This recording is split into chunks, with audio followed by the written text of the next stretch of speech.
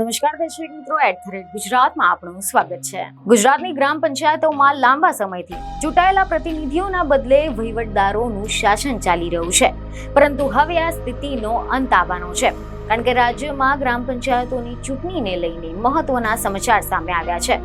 ગુજરાતમાં ફરી એકવાર ચૂંટણીના ભણકારા વાગી રહ્યા છે, જેમાં છેલ્લા કેટલાય સમયથી ગુજરાતમાં અટકી પડેલી ગ્રામ પંચાયતોની ચૂંટણીના ઢોલ ફરી એકવાર વાગી શકે છે। અને એટલું જ નહીં, 15 જૂનની પહેલા જ ચૂંટણી યોજાય તેવું પણ લાગી રહ્યું છે, કારણ કે એવા અહેવાલો સામે આવ્યા છે કે રાજ્ય ચૂંટણી પંચે પંચાયતોની ચૂંટણી યોજવાની તૈયારી આરંભી દીધી છે। અને હવે આ જોતા પંચાયતોમાં જે વહીવટદારો છે તેમના શાસનનો અંત આવી શકે છે। રિપોર્ટ એવા મળી રહ્યા છે કે રાજ્ય ચૂંટણી પંચે તમામ કલેક્ટરને આ મામલે આદેશ પણ આપી દીધા છે, જ્યારે બોર્ડ મુજબના ફોટા સાથેની મતદાર યાદી તૈયાર કરવા માટે પણ આદેશ અપાયા છે।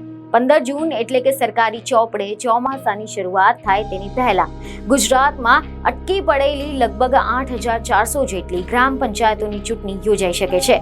અને એ મુજબની હાલની જે પ્રક્રિયા થઈ રહી છે, એવું કહેવાય રહ્યું છે કે આ જ મહિનાના અંતમાં ચૂંટણીની જાહેરાત થાય અને આગામી મહિનામાં ચૂંટણી યોજાય તેવું લાગી રહ્યું છે।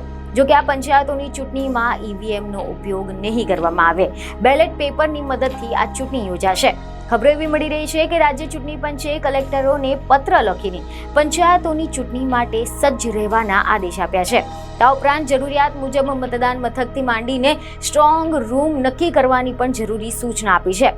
ચૂંટણી પંચે બેલેટ પેપર છપાવવા માટે પ્રિન્ટિંગ પ્રેસ નક્કી કરવા, ચૂંટણીનું સાહિત્ય અને સ્ટેશનરીની ખરીદી કરવા માટે ટેન્ડર પ્રક્રિયા કરવાનું પણ જણાવી દીધું છે।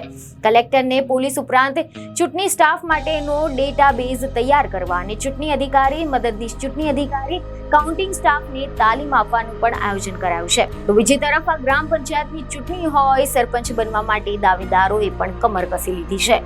બીજની ખબરો સાથે ફરી મળીશું। ધન્યવાદ।